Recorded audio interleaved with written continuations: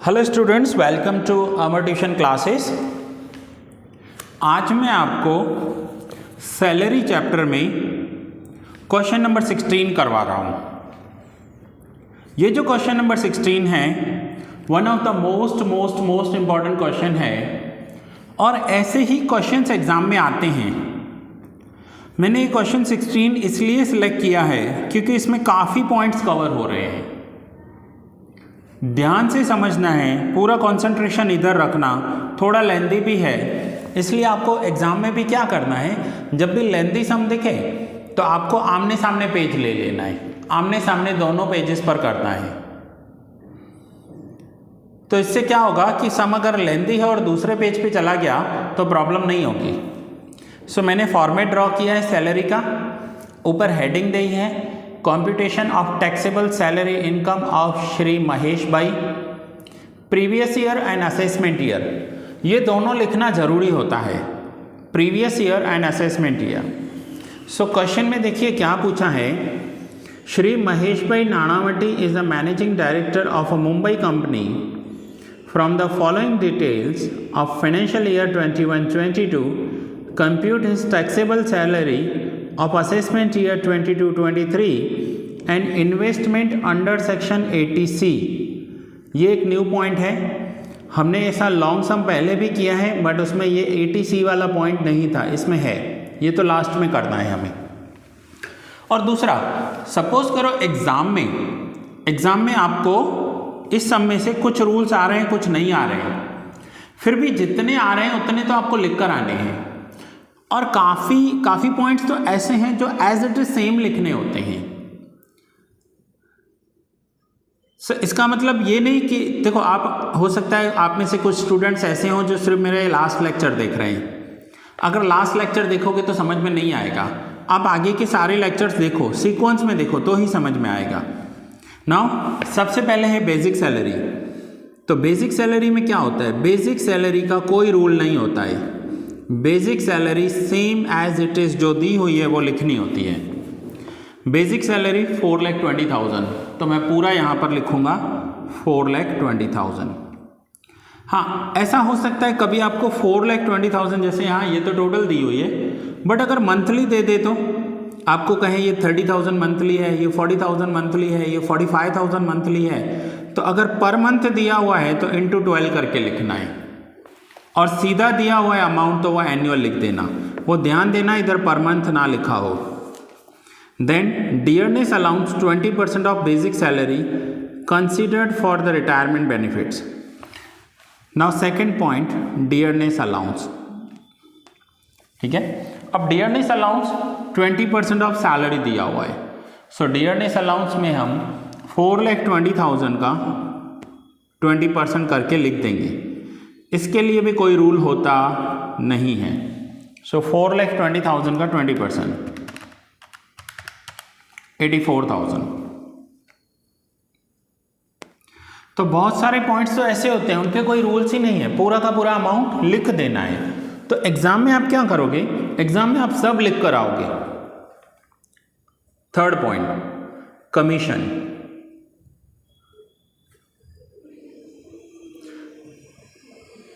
Now commission में क्या होता है, कमीशन का भी कोई रूल नहीं है, बट यहाँ देखो ध्यान से, ऊपर वाले अमाउंट एनुअली दिए हैं, कमीशन क्या कर दिया है, पर मंथ कर दिया है। कमीशन पर मंथ है तो आपको क्या करना है, 1,500 पर मंथ कमीशन है इंटू 12। सो 1,500 इंटू 12 18,000 लिख देना है। कमीशन का भी कोई रूल होता नहीं है, जितना है पूरा का पूरा आप लिख दो। कमीशन के बाद फोर्थ पॉइंट होगा बोनस। बोनस 12,000 दिया हुआ है। वंस अगेन बोनस का भी कोई रूल नहीं होता, बोनस पूरा का पूरा 12,000 टैक्सेबल लिख दिया जाता है। Fifth point is helper allowance. अब ऑफिस में ये जब काम करता है या करती है, महेश भाई हैं करता है, तो इसे एक हेल्पर दिया गया है और उस हेल्पर का यूज़ उसने कैसे किया है, फॉर ऑफिस वर्क। ऑफिस के लिए ओवरलोड वर्क हो जाता है कभी कभी, और कोई हेल्पर दिया है और वो ऑफिस वर्क के लिए है तो वो एग्जम्प्ट हो जाएगा, वो टैक्सेबल नहीं लिखा जाता। हाँ, अगर इसके घर के लिए कोई हेल्पर दिया होता तो फिर टैक्सेबल हो जाता। सो हेल्पर ऑफिस के लिए है तो 0, घर के लिए होता तो टैक्सेबल। नाउ सिक्स्थ में सिटी कंपेंसेटरी अलाउंस, मैं शॉर्ट में लिख रहा हूँ CCA, city compensatory allowance. City compensatory allowance क्या होता है? कभी एम्प्लॉय का एक सिटी में से दूसरे सिटी में ट्रांसफ़र करते हैं और वो जो दूसरा सिटी होता है वो कॉस्टली होता है, महंगा होता है। जैसे कोई अहमदाबाद में काम कर रहा है और उसको पुणे, बेंगलोर या मुंबई भेज दिया, तो ये सारे कॉस्टली सिटी हैं। तो उस सिटी के एक्सपेंस को मीट करने के लिए उसे एक एक्स्ट्रा अमाउंट दिया जाता है, सिटी कंपेंसेटरी अलाउंस कहते हैं। And city compensatory allowance fully taxable होता है। सो सिटी कंपेंसेटरी अलाउंस पूरा लिख देना है। Number 7, house rent allowance. Now house rent allowance के लिए कैलकुलेशन होगी, यहाँ पर हम लिखेंगे नोट 1। हाउस रेंट अलाउंस की कैलकुलेशन होगी और कैलकुलेशन में हम यहाँ पर लिखेंगे नोट 1। अब ये कैलकुलेशन नोट 1 हमें शो करना पड़ेगा। तो हाउस रेंट अलाउंस के शॉर्ट सम्स आप सीख कर आए हो, बस वही एक शॉर्ट सम यहाँ करना है और उसकी जो वैल्यू आएगी वो हम यहाँ पर बाहर शीट में, मीन्स यहाँ पर शीट में लिख देंगे। तो मैं यहाँ लिख रहा हूँ नोट 1 हाउस रेंट अलाउंस। अब हाउस रेंट अलाउंस के रूल्स क्या हैं? So number first, actual received. Actual received, तो इसे हाउस रेंट अलाउंस कितना मिला है? House rent allowance 92,400।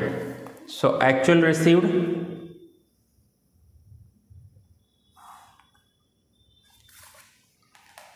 $92,400। और फिर रूल्स क्या हैं? रेंट पेड, और में लिखेंगे rent paid minus 10% of salary. So rent paid, अब इसने कितना रेंट पे किया है? Actual rent paid 7700 per month. देखिए हाउस रेंट अलाउंस आपको दिया टोटल में है और रेंट मंथली बताया है, तो जब भी मंथली कोई वैल्यू दी हुई हो तो आप उसे ईयरली कन्वर्ट कर देना, ठीक है। सो रेंट पेड है 7700 पर मंथ, इंटू 12 करेंगे तो 92,400 आ रहा है। सो 92,400 rent paid minus 10% of salary. तो यहाँ पर सैलरी कौन सी लेनी है इसकी? तो सैलरी में है ये दोनों ऐड करके, बेसिक सैलरी और डियरनेस अलाउंस। डियरनेस अलाउंस कब ऐड करना है और कब ऐड नहीं करना वो पॉइंट समझ लो। डियरनेस अलाउंस तभी ऐड करोगे जब ये ब्रैकेट में लिखा हुआ हो, कंसिडर्ड फॉर रिटायरमेंट बेनिफिट। अगर ये लाइन लिखी हुई हो तो 84,000 ऐड करने हैं। अगर ये ब्रैकेट में नहीं दिया हुआ है तो सैलरी सिर्फ बेसिक सैलरी लेनी है। अब इस क्वेश्चन में दिया हुआ है तो 10% ऑफ सैलरी। अब 10% ऑफ सैलरी मीन्स 420 प्लस 84, इन दोनों का ऐड करेंगे तो ये हो जाएगा 5,04,000 और उसको 10% लेना है उसका। सो 92,400 माइनस 50,400। सो माइनस करेंगे 50,400 तो ये आ जाएगा आंसर 42,000। सो सबसे पहला रूल अप्लाई किया, actual received, then rent paid minus 10% of salary, और में आता है 40% और 50% ऑफ सैलरी। अब ये जो है ना महेश भाई नाणावटी मुंबई की कंपनी में डायरेक्टर है। अब अगर मुंबई कंपनी है सो 50% मेट्रो सिटीज़ के लिए होता है और वो 4 मेट्रो सिटी हैं, दिल्ली, मुंबई, कलकत्ता एंड मद्रास। तो ये मेट्रो सिटी है तो हम लिखेंगे 50% ऑफ 5,04,000। 5,04,000 का 50% करेंगे। सो 5,04,000 50%, तो ये आंसर आ जाएगा 2,52,000। Now whichever is lower amount out of these 3 whichever is lower is exempt। तो इन तीनों में से एग्जेम्प्ट अमाउंट कौन सा होगा? एग्जेम्प्ट का मतलब होता है जिस पर टैक्स नहीं लगने वाला हो, उसे हम कहेंगे एग्जम्प्ट, एग्जम्पशन मिला हुआ है। So whichever is lower is exempt, तो यहाँ पर एग्जम्प्ट अमाउंट हो जाएगा 42,000। So 42,000 is exempt. So now taxable कितना होगा, टैक्सेबल, सो टैक्सेबल होगा actual received minus exempt. So actual received कितना हुआ है, तो एक्चुअल रिसीव्ड हुआ है 92,400 माइनस एग्जम्प्ट है 42,000। सो 92,400 में से 92,400 माइनस 42,000 करेंगे तो आंसर आ जाएगा 50,400। 50,400 जो है वो टैक्सेबल हो जाएगा। अभी के लिए आप पहले क्वेश्चन समझ लो, नोट डाउन बाद में करना, मैं आपको आराम से सारे पेजेस अच्छे से दूंगा नोट डाउन करने के लिए। So note number 1, house rent allowance, ये एक वर्किंग नोट समझ लो, लॉन्ग सम का वर्किंग नोट है। तो यहाँ पर हाउस रेंट अलाउंस में अब जो हमारा ये आंसर आया है 50,400 वो हमें यहाँ लिखना है। सो देखिए स्टूडेंट्स, हाउस रेंट अलाउंस के रूल्स थे तो हमने अप्लाई किए, लेकिन अगर रूल्स नहीं होए तो नहीं अप्लाई करेंगे। तो जिसके रूल्स नहीं है वो तो सीधा लिख देना है आपको। Next is house servant salary paid by the employer 18,000। अब हाउस सर्वेंट किसे कहते हैं? सो अगर आप इंग्लिश मीडियम से हो या इंग्लिश में समझें तो घर में काम करने वाली जो मेड आती है उसे हाउस सर्वेंट कहते हैं। हिंदी या गुजराती में आप समझो तो जो काम वाली बाई आती है उसे हम हाउस सर्वेंट कहते हैं। तो उस हाउस सर्वेंट का पैसा भी इसके बॉस ने दिया है, तो हाउस सर्वेंट फुल्ली टैक्सेबल होता है। अगर हाउस सर्वेंट का रूल देखेंगे, आप लिखवाया है मैंने, तो हाउस सर्वेंट के लिए जो अमाउंट है वो फुल्ली टैक्सेबल लिखेंगे। तो यहाँ पर 8th में लिखेंगे house servant paid by the employer fully taxable. अब हाउस सर्वेंट के बाद हम आगे क्वेश्चन में आते हैं, payment made by the employer for free supply of gas electricity provided for personal use. अब इसके एम्प्लॉयर ने गैस एंड इलेक्ट्रिसिटी, आपको पता है गैस का पाइपलाइन अवेलेबल है, हमारे अहमदाबाद में भी अवेलेबल है, एंड इलेक्ट्रिसिटी का बिल जो है वो भी उसके बॉस ने पे किया है। अब अगर गैस एंड इलेक्ट्रिसिटी का बिल बॉस पे कर रहा है तो वो भी हम यहाँ पर टैक्सेबल लिख देंगे पूरा। और कितना पे किया है गैस एंड इलेक्ट्रिसिटी, तो 7,500 गैस एंड इलेक्ट्रिसिटी पेमेंट किया है। सो ये फुल्ली टैक्सेबल है। Now point number 10, concessional lunch facility provided during office hours. अब ऑफिस में जो नून में लंच दिया जाता है वो भी ऑफिस की तरफ से दिया जाता है।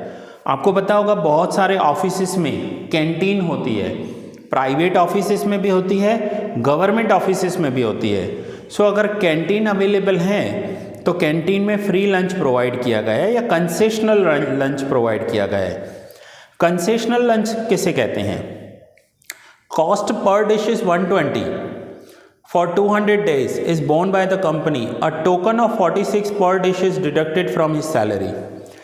कंपनी ने इसे 120 रुपीज़ का लंच दिया है और उसके लिए 46 रुपीज़ से लिए भी गए हैं। अब लंच के रूल्स, अगर आपने रूल्स लिखे हैं सारे, तो मैंने आपको सारे रूल्स लिखवाए हैं। तो उसमें देखिए फ्री लंच का एक रूल होगा, फ्री लंच का रूल होगा, और उसमें जो कंपनी है उन्हें लंच जो प्रोवाइड कर सकती है वो 50 रुपीज़ तक लंच प्रोवाइड कर सकती है, 50 रुपीज़ तक लंच दे सकती है। ये रहा देखो, lunch provided by the company is exempted up to ₹50 per lunch, यानी एक दिन का खाना खाने का 50 रुपये तक कंपनी प्रोवाइड कर सकती है। अगर उससे ज़्यादा का लंच दिया है तो वो टैक्सेबल हो जाएगा। सो अब यहाँ पर टैक्सेबल कितना होगा, तो पहले देख लेते हैं कि कंपनी ने लंच कितना दिया है। लंच की वैल्यू क्या है? जो लंच इसे दिया गया है वो ₹120 का है, और ये जो उसे ₹120 दिए गए हैं वो 200 डेज के लिए दिए गए हैं। सो 120 × 200 करेंगे तो अमाउंट होगा 24,000। अब इसमें से इसे एग्जम्प्ट मिलने वाला है। एग्जम्प्ट कितना एग्जम्प्ट मिलने वाला है? एक तो 50 रुपीज़ तक कंपनी लंच फ्री दे सकती है, दूसरा 46 रुपीज़ इससे लिए गए हैं उस लंच में, यानी 50 कंपनी दे सकती है और 46 इससे लिए गए हैं, तो 96 रुपीज़ फ्री हो जाएंगे। 50 + 46 96 फॉर 200 डेज। 200 डेज इसलिए है क्योंकि ये ऑफिस ही 200 डेज गया होगा या इसने लंच 200 डेज खाया होगा, तो बाकी का अमाउंट टैक्सेबल आ जाएगा। तो देखिए कंपनी ने इसे लंच फैसिलिटीज़ जो प्रोवाइड की है वो है 24,000 की, बट उसे टैक्स सिर्फ 4,800 पर ही पे करना है। अब नेक्स्ट देखते हैं। देखिए ये फैसिलिटीज़ जो हैं ये सबको नहीं प्रोवाइड की जाती, ये कुछ सिलेक्टेड एम्प्लॉयज़ को प्रोवाइड की जाती है। अब नेक्स्ट है most important, the employer has provided a car with driver. Car भी दिया है, कार का ड्राइवर भी दिया है। All expense of maintenance are borne by the employee. Car is for office and private use, has 1.4 cc engine. ध्यान से समझना इस पॉइंट को। कार कंपनी की, ड्राइवर कंपनी का, लेकिन उस कार को चलाने का जो मेंटेनेंस है, पेट्रोल, ऑयल, डीजल, वो ये अपने पॉकेट से देता है। और कार जो है office and private purpose use होती है। अब कार के रूल्स, अगर ऑफिस पर्पस यूज़ हो रही है मीन्स कार दी है सिर्फ ऑफिस के काम के लिए, तो फुल्ली एग्जम्प्ट। कार दिया है लेकिन ये सिर्फ अपने प्राइवेट काम करता है, घर जाना, घर के काम करना, तो फुल्ली टैक्सेबल। प्रॉब्लम कहाँ होता है कि कार दी है और ये car both the purpose use हो रही है, यानी दोनों काम के लिए यूज़ हो रही है, तो रूल अप्लाई करना होगा। तो कार के रूल्स, अब कार के रूल्स देखेंगे। सो आ जाइए कार के रूल्स समझते हैं।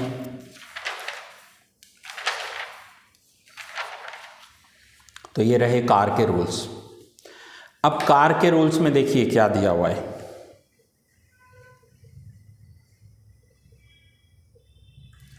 तो कार के रूल्स में है कि अगर कार ऑफिस पर्पस यूज़ हो रही है तो fully exempt, both the purpose use हो रही है तो प्रॉब्लम है। अब बोथ द पर्पस में maintenance paid by the employer, maintenance paid by the employee. तो इस सम की बात करें तो इस सम में है maintenance paid by the employee. अब अगर एम्प्लॉय मेंटेनेंस पे कर रहा है और 1.6 लीटर तक कार है, इनकी तो 1.4 है, यानी 600 पर मंथ टैक्सेबल हो जाएगा। और अगर इसी कार का मेंटेनेंस यानी ऑयल, पेट्रोल, डीजल एम्प्लॉयर पे कर रहा है तो 1800 पर मंथ टैक्सेबल हो जाएंगे। तो अभी के लिए कार कंपनी की है, पेट्रोल, डीजल, मेंटेनेंस ये पे कर रहा है, तो 600 पर मंथ का रूल अप्लाई हो जाएगा। सो 600 पर मंथ टैक्सेबल हैं। अब 600 पर मंथ तो टैक्सेबल है, साथ में ड्राइवर भी दिया है। सो टैक्सेबल वैल्यू ऑफ कार।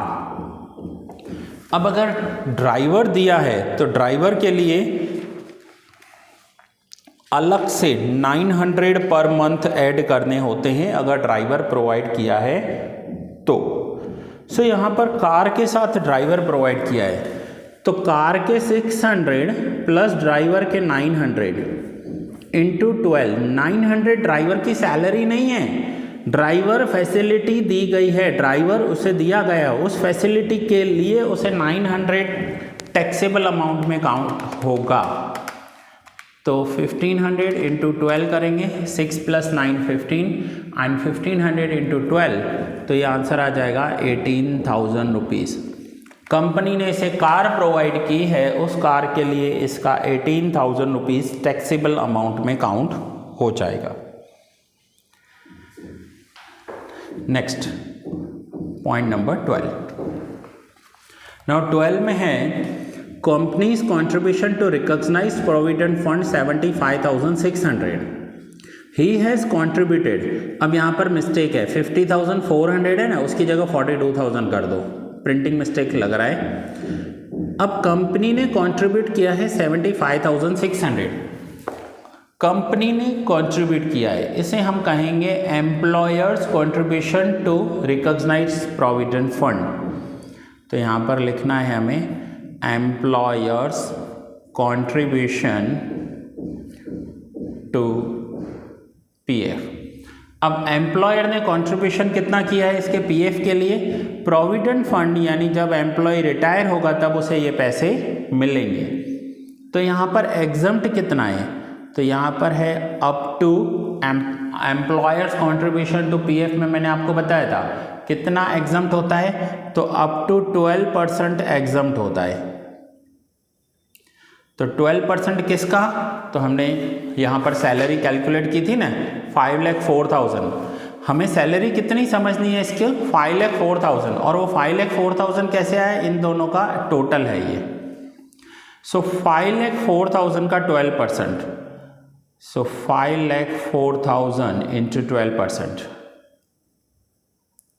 देखो क्या वैल्यू आ रही है 5,04,000 इंटू 12%, तो ये वैल्यू आ रही है 60,480 रुपीज़। और माइनस करेंगे 75,600, सो 15,120 रुपीज़ इसका जो है वो टैक्सेबल हो जाएगा।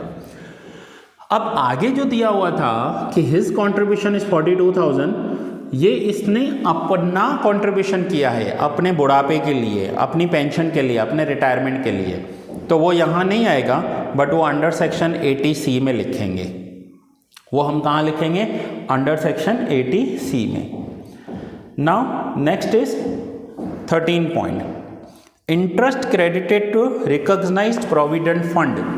अब ये जो प्रोविडेंट फंड में पैसा जाता है उस पर इंटरेस्ट मिलता है, तो यहाँ पर लिखेंगे interest credited to RPF recognized provident fund. तो कितना इंटरेस्ट मिला है उसे, तो वो मिला है 27,720, जिसमें एग्जम्प्ट है। एग्जम्प्ट कितना है, अब जो इंटरेस्ट होता है, इंटरेस्ट क्रेडिटेड एग्जम्प्ट होता है अप टू 9.5%, ये इसका रूल है, लिख लो आप भले कहीं भी, अप टू 9.5%। सो 27,720 इंटू करना है आपको 9.5, और इसमें डिवाइड करना है, क्या करना है 10.5 जो यहाँ दिया हुआ है। इसका मीनिंग होगा कि 10.5% के अकॉर्डिंग इसे इतना अमाउंट मिला है, और इस 10.5 में से 9.5% एग्जम्प्ट है, तो यहाँ पर डिवाइड करेंगे 10.5। सो 27,720 इंटू 9.5 डिवाइड बाई 10.5, तो जो एग्जम्प्ट वैल्यू हो जाएगी वो हो जाएगी 25,080, ये इसका एग्जम्पशन है। सो 27,720 में से माइनस करेंगे तो इसका जो टैक्सेबल अमाउंट हो जाएगा वो होगा 2640। ठीक है। सो नाउ अब इतने सारे पॉइंट्स इसे मिल चुके हैं। Now professional tax paid by the employee 200 per month है, ये डिडक्शंस में आता है, एंड कुछ इन्वेस्टमेंट्स हैं ये भी डिडक्शंस में आते हैं। तो अब इसे इतनी सारी फैसिलिटीज़ प्रोवाइड की गई है। नाउ हम टोटल करेंगे। सो टोटल करेंगे तो 4,20,000 प्लस 84,000, 18,000, 12,000, 12,000, 50,400, 18,000, 7,500, 4,800, 18,000, 15,120 प्लस 2,640। सो टोटल हो जाएगा 6,62,460 रुपीज़। इसे हम कहते हैं ग्रॉस सैलरी। ये होगी इनकी ग्रॉस सैलरी। देखिए यहाँ पर लिखा हुआ है ग्रॉस सैलरी। सो इसके सामने हमें आंसर में लिखना है ग्रॉस सैलरी। ये इसकी ग्रॉस सैलरी है।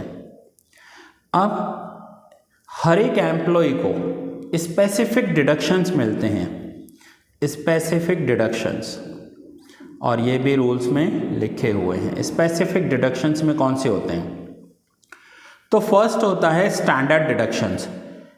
गवर्नमेंट बोलती है कि जो भी सैलरी मिल रही है उसमें से 50,000 पर कोई टैक्स नहीं देना है। देखो इंटरनल इतने सारे एग्जम्पशंस तो हैं ही, साथ में स्पेसिफिक डिडक्शंस भी है कि 50,000 तक आपको कोई टैक्स नहीं देना है। और सेकंड पॉइंट, अगर एम्प्लॉय ने कोई प्रोफेशनल टैक्स पे किया है तो वो भी डिडक्शंस। नाउ प्रोफेशनल टैक्स, तो देखिए यहाँ पर पॉइंट नंबर 14 में दिया हुआ है, professional tax paid by the employee 200 monthly. Employee ने 200 पर मंथ प्रोफेशनल टैक्स पे किया है, सो 200 इंटू 12 करेंगे 2400।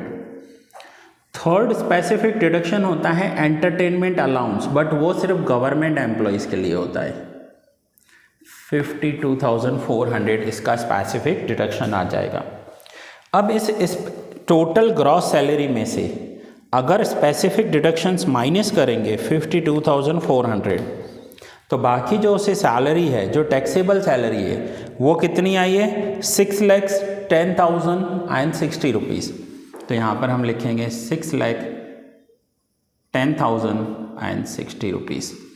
तो देखिए यहाँ पर दिया हुआ है, ये रहा आंसर, टैक्सेबल सैलरी 6,10,060 रुपीज़। अब स्टूडेंट्स ये इस साल का आंसर है, नेक्स्ट ईयर हो सकता है ये आंसर चेंज हो जाए, क्योंकि आपके पास अगर एडिशन अलग है और उसमें कोई रूल चेंज हो गया होगा तो आपका आंसर अलग हो जाएगा। तो यहाँ पर हम लिखेंगे टैक्सेबल सैलरी, टैक्सेबल सैलरी।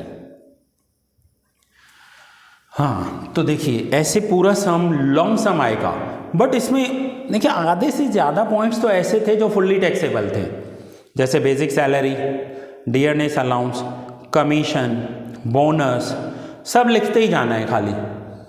ठीक है, सो ये रहा आपका फुल सम। अब इस फुल सम के साथ इन्होंने एक पॉइंट और पूछी थी, और वो कौन सा पूछा था, तो वो पॉइंट था इन्वेस्टमेंट्स अंडर सेक्शन 80C। तो हम इसे इन्वेस्टमेंट्स भी कह सकते हैं, आप लिख सकते हो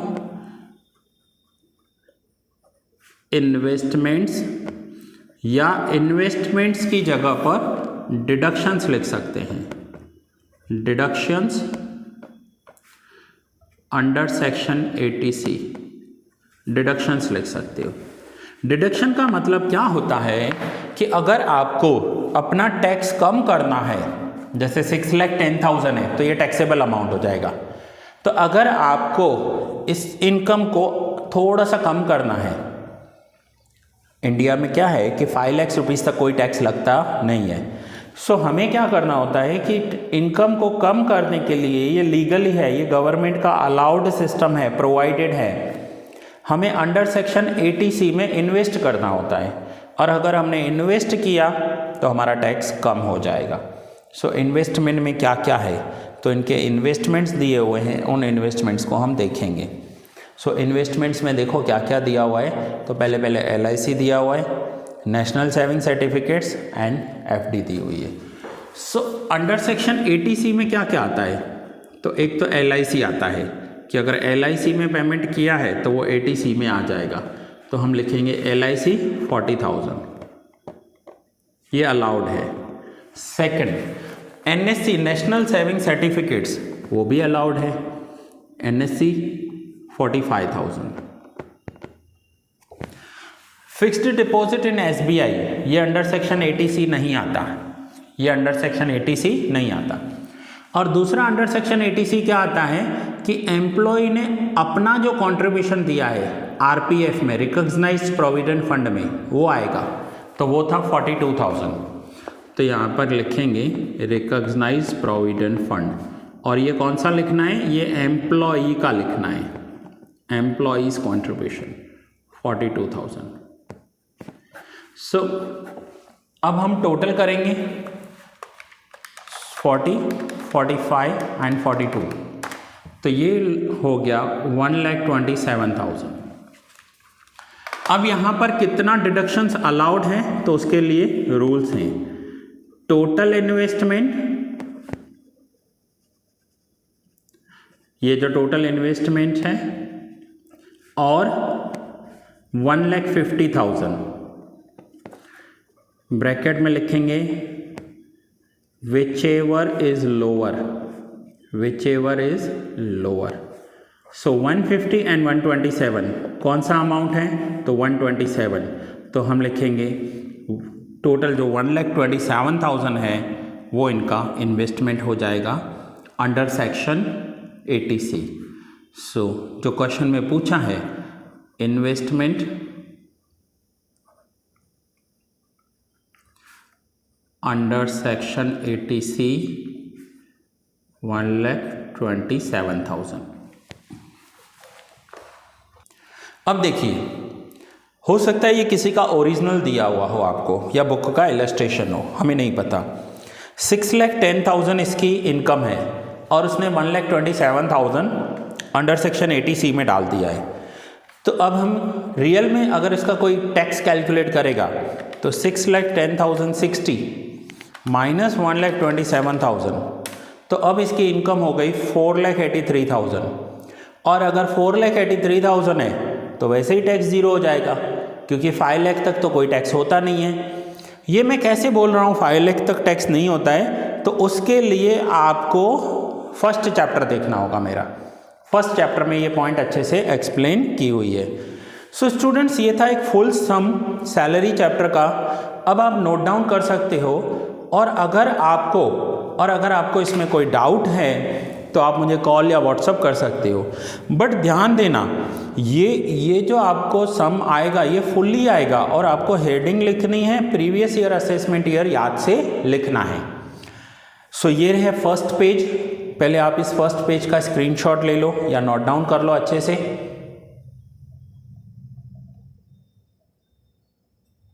ये रहा इसका सेकंड पेज।